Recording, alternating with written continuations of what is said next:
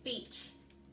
We stand side by side. The camera hovers in the middle of the room, framing me and Rafi in the broken picture window, with the battle blazing behind us. It will be obvious we're talking live from our father's tower.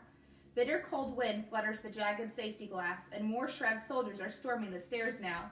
Others are flying up the tower walls on hoverboards. Shots ring out as our commandos fight them off. None of it ruffles my sister in the least.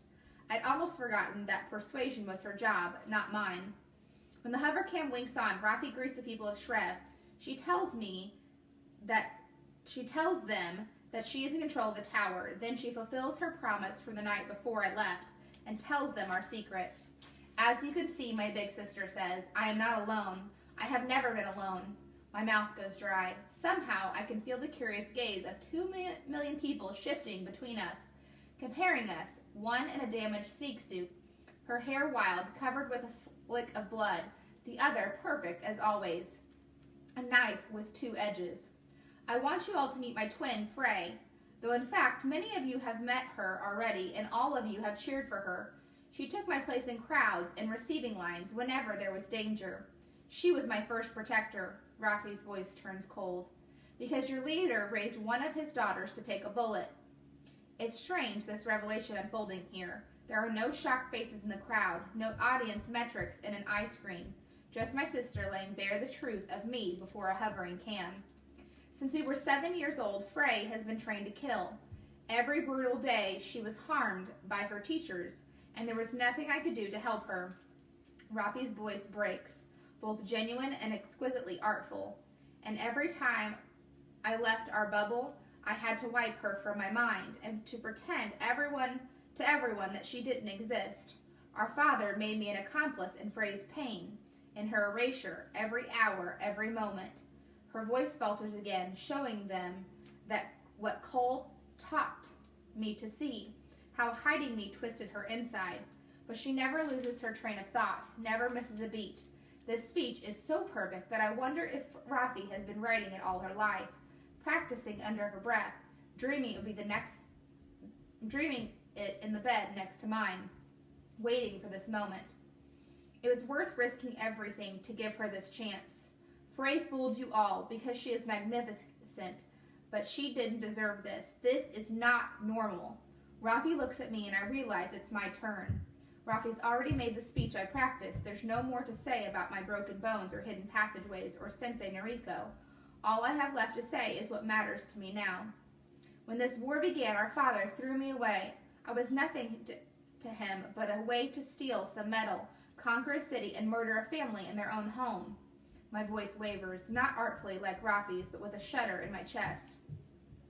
When he sent that missile to destroy House Palafox, he thought I would die with them, a sacrifice to make him look daring and strong. The only reason I'm alive is that one of our father's intended victims was helping me escape. I owe Cole Palafox my life. I wonder if Cole is watching. By now, the whole world must have tuned in, except for people with a battle to fight. But I hope he's seeing this somehow. Cole and his army are here to free you. Stop fighting him and start fighting your real enemy. We call on you, the citizens and army of Shrev, to join us, to reject our father, to make Shrev a normal city again. It's strange. I expected to utter these words in Rafi's voice, but at long last I'm using my own, and suddenly I know how to end this. I'm free of my father's lies now, a freedom that you all deserve.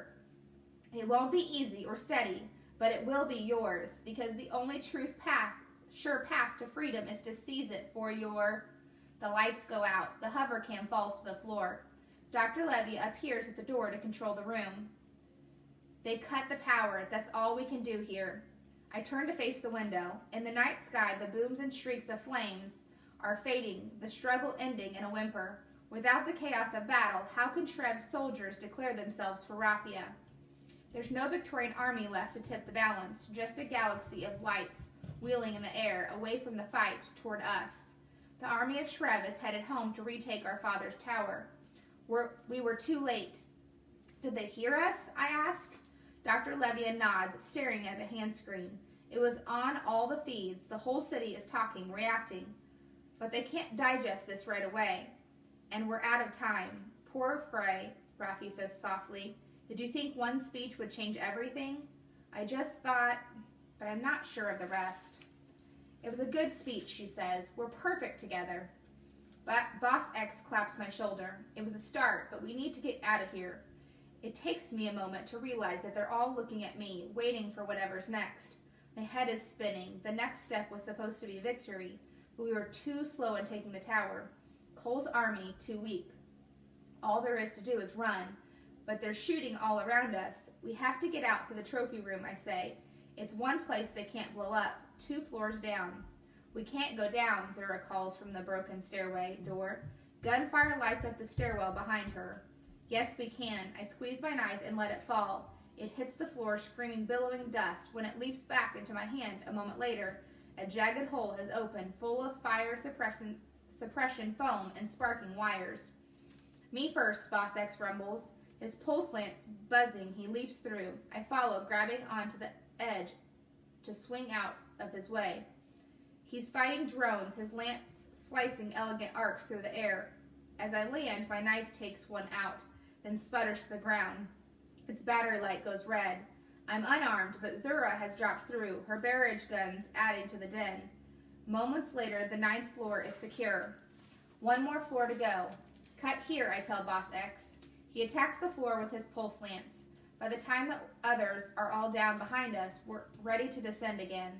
This room is quiet and dark, as I thought. Father's security wouldn't dare start a firefight here. Nothing is more precious to him than his trophies.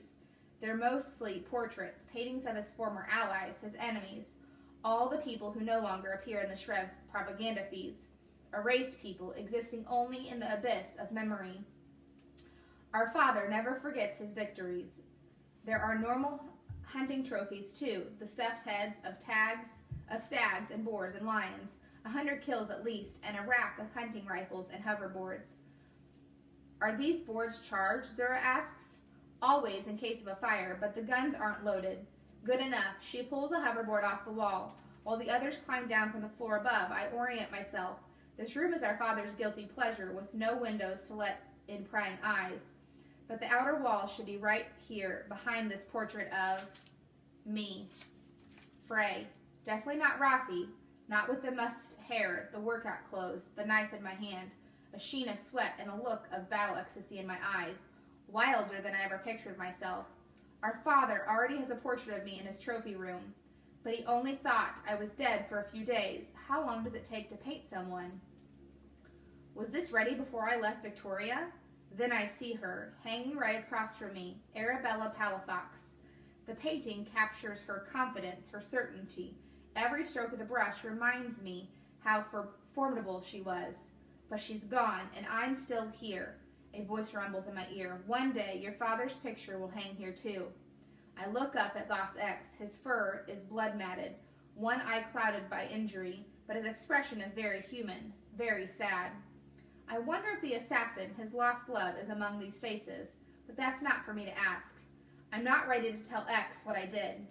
His lance buzzes to life in his hand, and he raises it up, a look of wolfish glee on his face.